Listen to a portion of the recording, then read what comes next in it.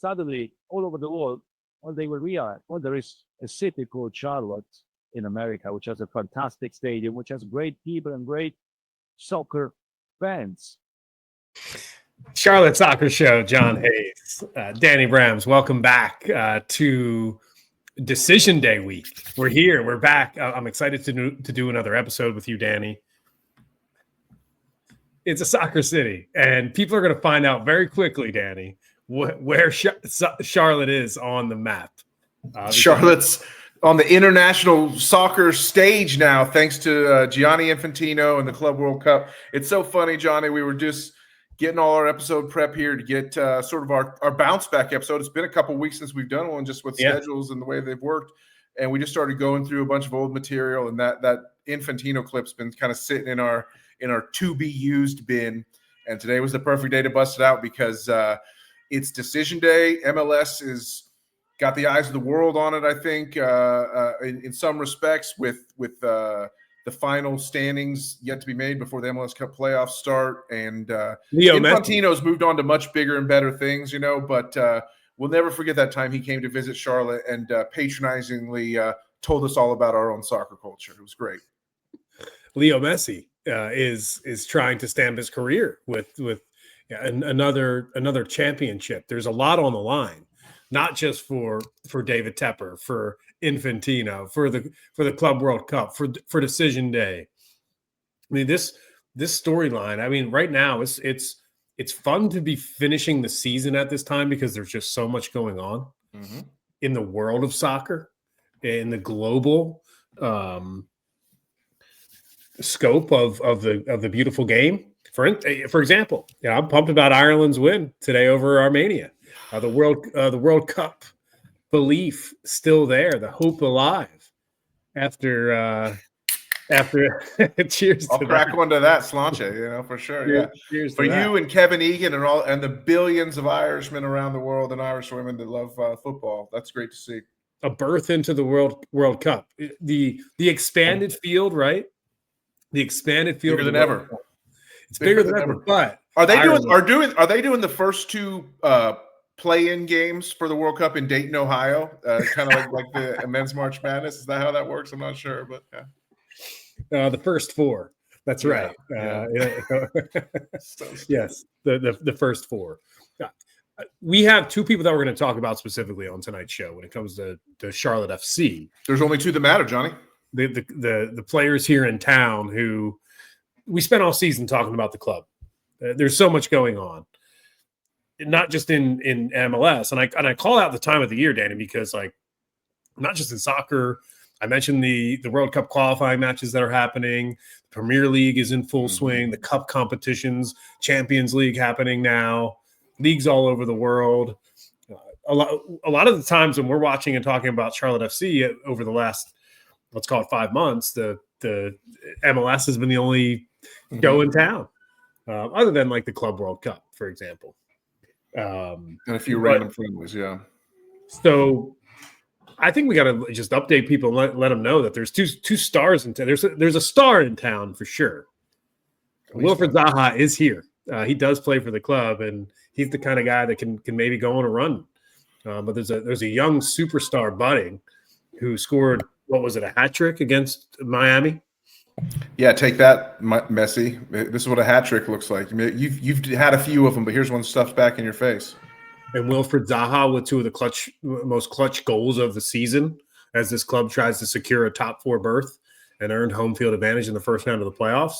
It's pretty clear to tell at this point where this club is and how 2025 is going to play out and who are the main characters. Agreed, Johnny. And I think now's a good time, as good a time as any to pop up the league table and see where we're at here ahead of Decision Day in the MLS Eastern Conference. I've got a graphic made if you're watching on YouTube. If you're listening on platform, on audio platform, just follow along. We see Charlotte in 4th place, sitting on 56 points, tied even with New York City on 56 points, same goal differential. Charlotte has the tiebreaker on total wins. That's kind of something that the Crown has had going for it. Is very unique to MLS, by the way, where the tiebreaker is wins. It's typically goals goal difference. Right. How many goals you've scored and how many goals you've conceded. But in MLS, of course, MLS always has to be different. In MLS, it's the amount of wins that you have that is the tiebreaker on the table. MLS loves to do its own thing. And, as we're talking about this, Johnny, I just got to say, I have to sort of apologize here because I know that in the background, people are listening to my cat who is very upset on the other side of my door here as I record at the home office. But why don't you just let him in the room then? I mean, we love crackers and all that. Maybe while this graphics up, I'll get up and let him in the room while you talk for a second. To me, it's important that we put the table up here because you can get insight into where the club basically is heading into the weekend. Because not only is home field advantages on the line, which I've already mentioned, what else is on the line is a trip to the CONCACAF Champions Cup, a big-time competition that this club has trying to qualify for the first time in history. That's something else that's on the line here. And those two things combined make Saturday's match against Philly the most important match of the year. And for Philadelphia is already the Supporters' Shield winner. Philadelphia is. Yeah, they have nothing to play for when they come into Charlotte on Saturday, which is great. They're locked into that number 1 seed in the. Are they going to rest their guys? Is this an opportunity for Charlotte maybe to get up 2-3-0 in the first half and call it a night and get that crucial 3 points to move on? Well, everything's at stake. A win means everything for Charlotte and nothing for Philly. So it feels like a situation where we should go out and do exactly what you say: is get a few goals early and put it to bed. We should for a second, as two people who have talked about this club for years at this point, who've followed how Charlotte FC has been able to basically launch as an expansion franchise and make an impact in MLS. 22ers. We like to call ourselves 22ers, you know? I mean, it's pretty impressive where they sit on the table right now. Yeah. Yeah. I mean, think of this is as good as we've ever been, right? We failed to secure home field advantage last year, and it ended up costing us, I think, having to go to Orlando for that decisive Game 3. But now it's a matter of holding on to what we got, because Charlotte, as they sit in fourth here going into decision day, it's a very vulnerable fourth, because if they don't do what you and I are kind of hoping, that's no lock. Both of us have laid out a scenario where Charlotte can just take care of business against a Philly side that might run out a B side, but that's not how Philly rolls. Philly's not going to come in here and roll out a B side. They may play with a little less bite, a little less edge to their game, knowing that they don't want to get hurt. But I don't see them coming in and play a bunch of subs, because the playoffs start next week. It's not like you can just you may rest a guy or two, but I don't see Philly just shutting it down. So I think they're going to be a tough opponent. Having said that, let's talk in terms of Charlotte getting the win, which we hope to see. They're going to need it, because New York's coming for that fourth seed. Nashville's coming for that fourth seed. So, Charlotte could slip all the way to sixth. Thankfully, they won't drop below seventh. If we end up tied with Orlando on 56 points, Orlando plays at Toronto on decision day, then we will have that wins tiebreaker. So we would stay we would stay into sixth place. Sixth is the lowest Charlotte can finish. They could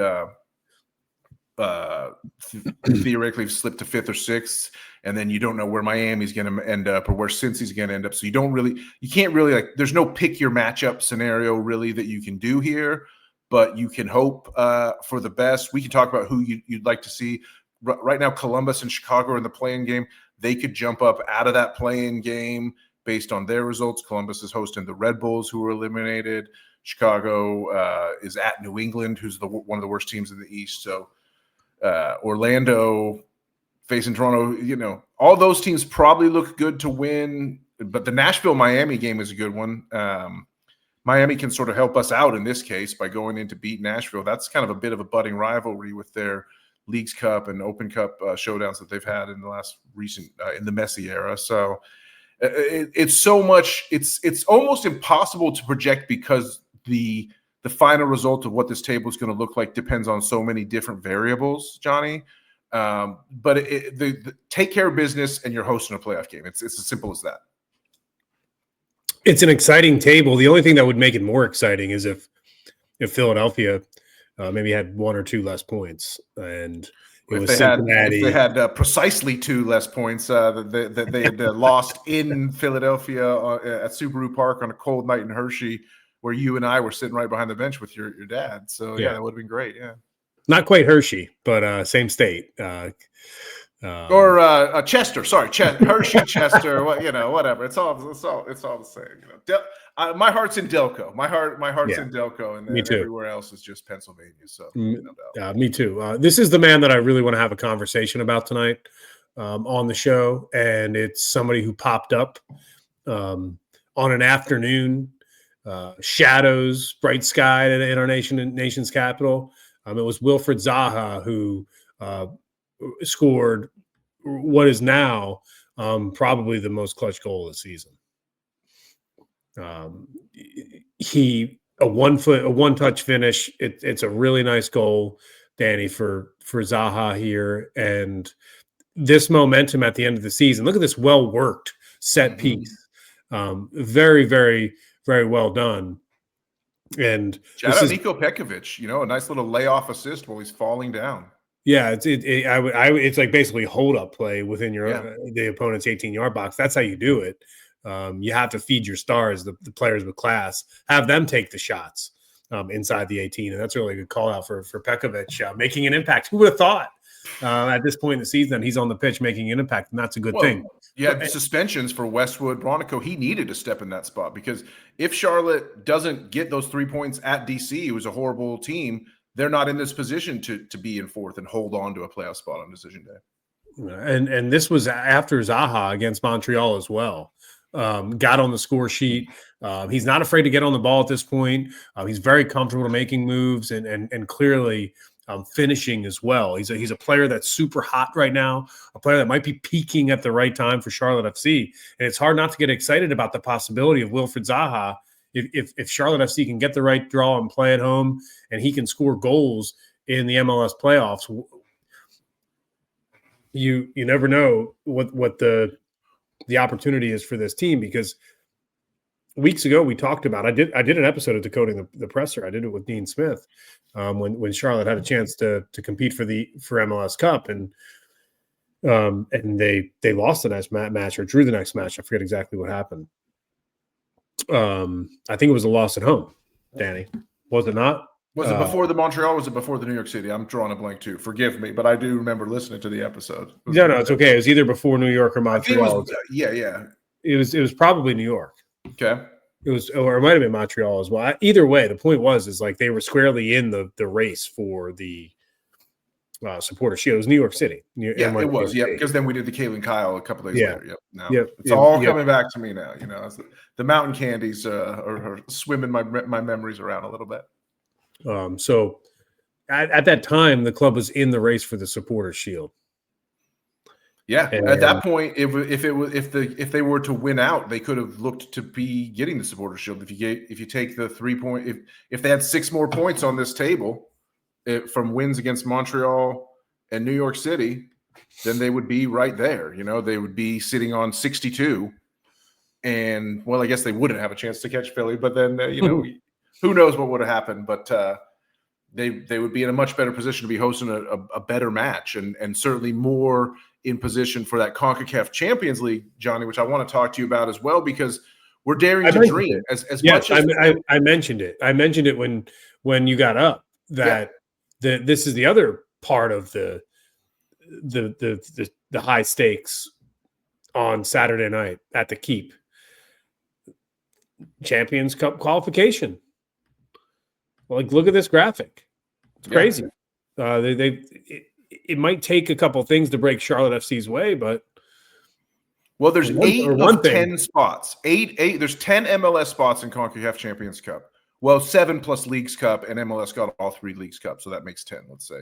So they're guaranteed 7, and they got 3 bonus ones from Leagues Cup. So Vancouver is in on the Canadian Championship. Nashville's in from winning the U.S. Open Cup. Philly's in for winning the Supporter Shield. I've got San Diego here as my opposite conference winner slot because they currently are first in the West. they could get past on decision day. We haven't really broken down the West race, but first place in the West is up for grabs, so that's a spot. I've got San Diego penciled in there for now. And then Cincinnati's is clinched on 62 points. So we would be ahead of, if we had those 2 wins against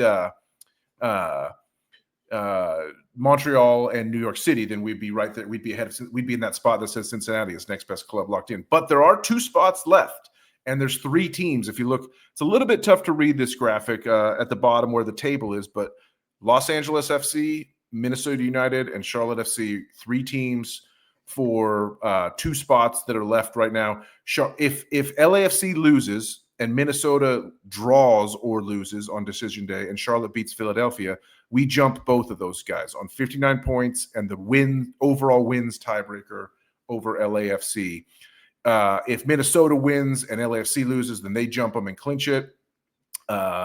If Charlotte FC passes only Minnesota, though, Johnny, and let's say we only pass one of the teams. Let's say Minnesota wins, but LAFC loses, Charlotte wins and jumps LAFC on this standing. Then we would hope that the champion slot that's blank on the graphic gets taken up by a team that's already qualified, which would then get us into the next best club, even at 7th in the overall league table. Right now, we need to get into 6th in the overall league table to clinch the spot.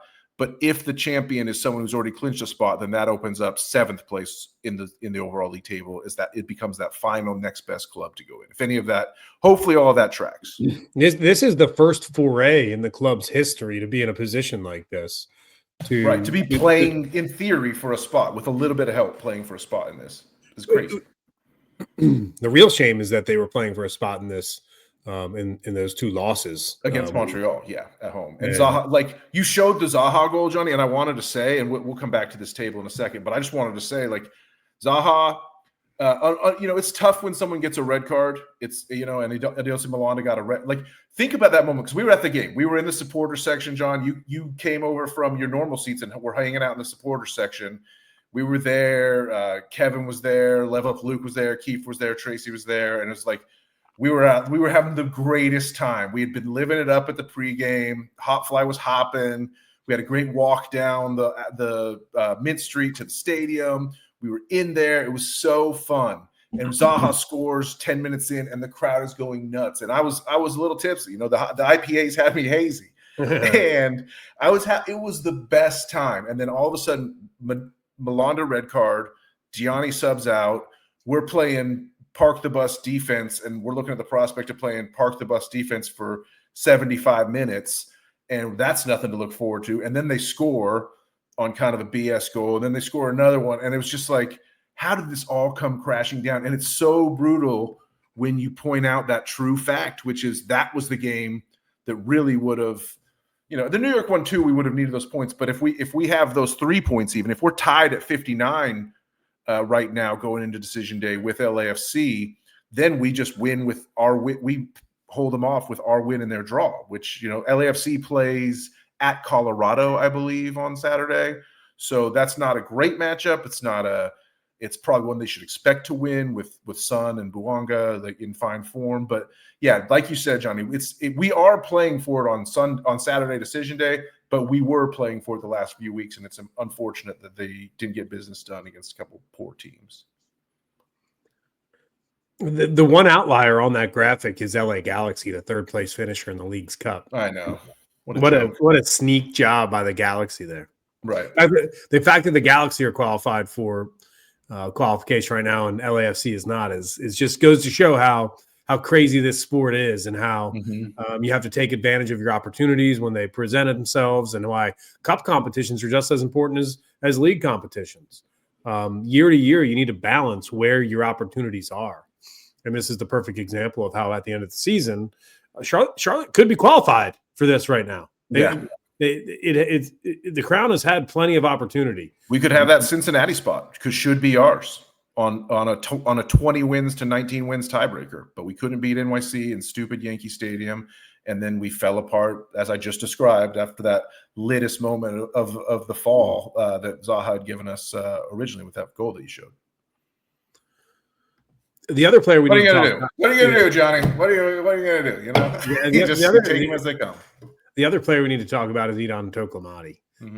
He's somebody who is right now. This video, this is my favorite because who would have thought Idan Toklomati would be cashing in, and this would be one of the last moments of Busquets' career.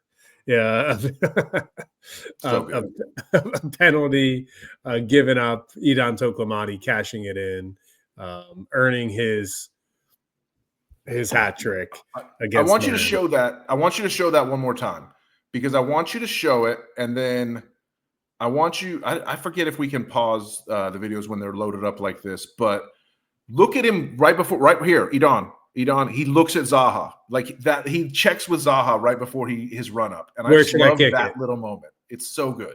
It's so good. And he says it there during the. He says left. He goes. Yeah. He told him to go that. Idan Toklomati is he a budding superstar? Is he somebody who is about to take the MLS playoffs by storm, just like he took the MLS regular season by storm in the final 20%, 15% of the season? Replacement for Patrick Agyemang, who went on an unbelievable run of scoring goals. He's a real threat right now if you look at it. What can Toklomati do in the playoffs, Danny? Do you trust him? Do you think he can get the job done on the big stage? I'd like to think so because, we just showed the penalty that sealed the hat trick, but we can also show, his first 2 goals in this match that set him up to get the hat trick against Miami. This is about as big a stage as it gets in a spot where this was a history game, as if you will, because this is how we tied the record. We weren't. This was the 9th win in a row for Charlotte. You're facing Messi in your house. I mean, that feels like a pretty big stage to me. With history on the line, like I said. And even though these are sort of poacher's goals, these are kind of tap-ins. These are like getting on the end of nice moves. That's a pretty nice finish. Like that's a very accurate finish where only where he put it where the keeper couldn't get it. Running at full steam, first touch. That was not exactly a tap-in. I mean, it looks like kind of like a tap-in, but you watch that closely, especially that last angle. That's no tap in at all. And then, later in that same match on his second one, interplay with Zaha, that great run. We've seen that run other times in the season, and Bronico just crosses it to a spot and Idan is there. The fact that his teammates, a guy like Wilf and Bronny, can trust Idan to just like put the ball in a spot and know he'll be there, that speaks to his ability to handle things on the big stage. And he's just a fearless kid. He's in that beautiful spot, Johnny. We've all been there. We've all been teenagers and early 20s before where you don't know what you don't know and you just go and you do it. And it's sometimes that doesn't always work to your favor, but I think in this spot with veteran teammates around him, it's exactly the headspace Idan Toklomati needs to be in for these playoffs. I have a big question mark. I mean, it's not necessarily doubts. It's not that I have doubts. I just haven't seen it, so I want to see it. I want to see it happen in the playoffs. I'm excited to see these 2 players work together. Wilfried Zaha and Idan Toklomati are 2 players that are going to take Charlotte FC as far as they can. Obviously, Dean Smith is somebody. It says it on the graphic, John. We'll go as far as those 2 take us because there's no Pep Biel. And the other guy, the supporting cast is important, but these are the guys that are going to be counted on to put the ball in the back of the net. And Kerwin Vargas, we'd love to see it from him too, but it's all about these 2 guys for me. And I would even take assists as well. Sure. Like exactly. Because these players can create goals as well. Mm-hmm. Wilfried Zaha, a beautiful chipped ball. Was it the Brand Bronico goal versus New England? This cheeky right-footed ball into the box that sets up Brand Bronico to take the lead. There's so much class in New England, So he's somebody that can do that as well. The assists matter, and we'll see what happens. This is really an opportunity for Charlotte FC to put its to do this. And suddenly the world, because these teams have like Real Madrid, is 1 billion fans all over the world. Suddenly, all over the world, they will realize, there is a city called Charlotte in America, which has a fantastic stadium, which has great people and great soccer fans. Every time you play it, I love it more. And I love he's like, there's a city called Charlotte in America. It's so funny. It's so great, you know. Oh, so good. 5-0 goes west. So it's absolutely a fun week here on the show. It's good to be back. It's good to be hanging out with you, Danny, and I think you can expect us to get to extra time, to the playoffs. We'll be able to go the full 90 here on Charlotte Soccer Show and get to the end of this season and have coverage for you, the Tifos, our tremendous friends of the show. It's been a long season. MLS is an absolute grind, Danny, and we are here and excited for the finale. Been a hell of a long season, Johnny. Our coverage, I think, has made me proud all year for sure. There's been a lot going on. There always is.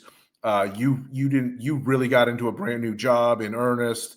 I had all kinds of things going on in my personal life, ups and downs, and we got through it and shined. I would say, you know, there's times when maybe the show coverage has been a little sporadic, and I do apologize to the people that love to listen to us for that.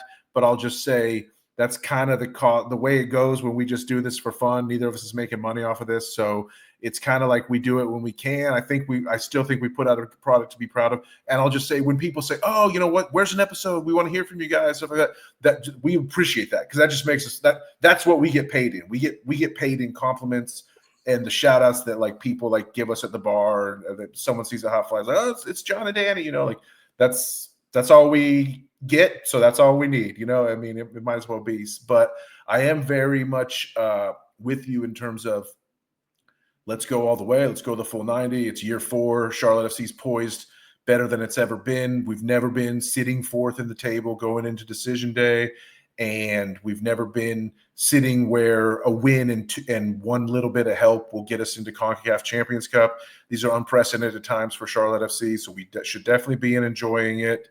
I can't wait for these playoff matches. I think the city's going to be insane. I think there's so much good. And yeah, Zaha and Toklomati are those guys. They're that one, if you will.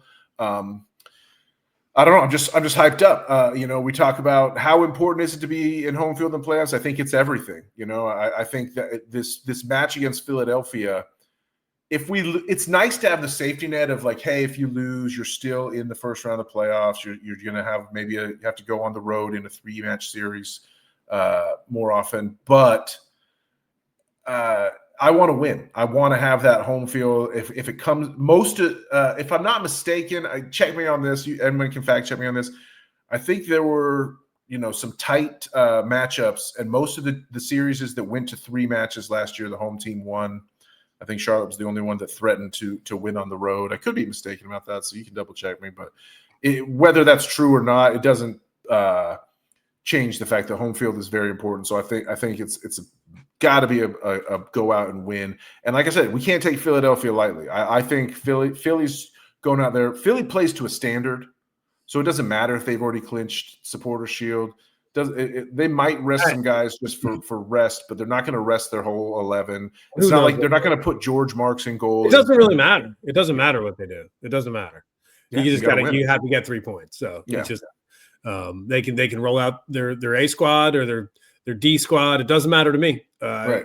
The crown. They can send Saquon Barkley and 10 kindergartners out to the field and put them in union uniforms, and that's who we're going to have to beat. You know. So yeah. But one thing's for sure is that Dean Smith is going to have to roll out his best available 11 in this match to set the tone for what happens in the next month here to close the MLS season. Yep. And to close the show, I have one big question for you. I have one big question for you, Danny, and it's, which is the better league?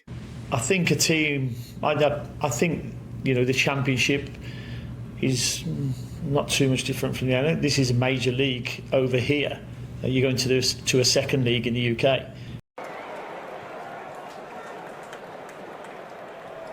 Over the head of Manning, who stretched for it and actually got a touch to it. And while he remonstrates, Vyman will charge forward. Andres Vyman's ball into a dangerous area. Adjumang! It's one apiece. It is no more perhaps than Derby County deserve. And it's a big goal for him, of course, as well. Patrick Osramong, he makes his full debut for Derby County, and he gets the goal. And as this, I wanted to bring that up specifically because as these playoffs begin, as Decision Day 2025 is upon us, it would be nice to have Patrick Osramong in the 11, but it's also great to see his success. And I think it's always been about Patrick Osramong, Danny, like wishing him well and wanting him to have success because he's a good player. He was a really good person at the club. But now it's starting to make Charlotte FC look good. Yeah. Well, hey, suddenly fans around the world have become aware of a town called Charlotte in America. You know, it's with a great stadium and great soccer fans, Johnny. And the world, because these teams have like Real Madrid is 1 billion fans all over the world. Suddenly, all over the world, all they will realize, well, there is a city called Charlotte in America, which has a fun. City called Charlotte. Yeah. I mean, there's so much, Johnny. I mean, first off, let's go back to the quick Dean Smith bite that you teed the Osramong goal up, where he's like saying, "Oh, well, this is a major league, and that's a second division." So it's like, you know, I feel like maybe we're a little better. That's a quote from when the Osramong sale first happened, and we know for a fact, as much as I love you, Dino, and it's all good. We know for a fact that if you were the coach of Derby County and your starting striker had been sold to Charlotte FC in America, you would say, well, you know, I think the English third division is probably comparable to the whatever they're doing over there in America. You know, you totally flip it. So we know that's true. As for the goal itself, I'm used to seeing teams in MLS like throw the ball in and then 2 touches later they've scored, but that usually happens against us, right? That's what Sporting KC and Philadelphia Union did to us, I think, unfortunately. So it was a beautiful goal by Patrick. I rarely saw him score headed goals when he was in MLS, although he did have, of course, the flick-on header against Seattle for his headed goals for his debut in both leagues is kind of nice.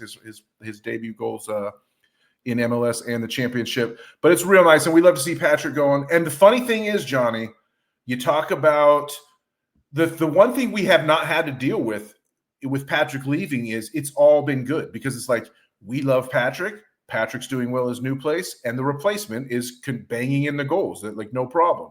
But let's say Idan doesn't score. Let's say Idan turns in a total duck, and we go boom, boom, to and through barbecue, and Idan Toklomati makes an absolute mess of himself on that big stage where I think he's going to shine, but you had a little more skepticism, which is certainly reasonable. Let's say that happens. Then all of a sudden it's like, oh, man, I wish we had Pat. Then the conversation comes, all those memories about like, oh man, Pat would have been scoring in these playoffs, you know, stuff like that. So it's going to be really interesting. Hopefully we don't have to have that conversation. I'm just saying it's in the ether.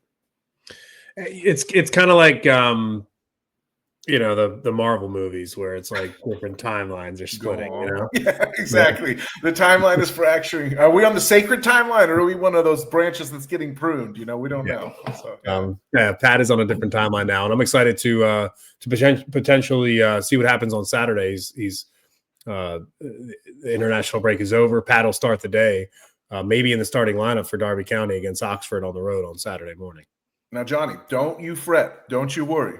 Because we got another international break coming up in just 3.5 short weeks. Don't even worry about it at all. In the middle of the MLS playoffs, they take another international break after the first round. So, well, it's easy. It's an easier pill to swallow when there's actual World Cup qualifying and meaningful matches during the international breaks. Shout out Cape Verde.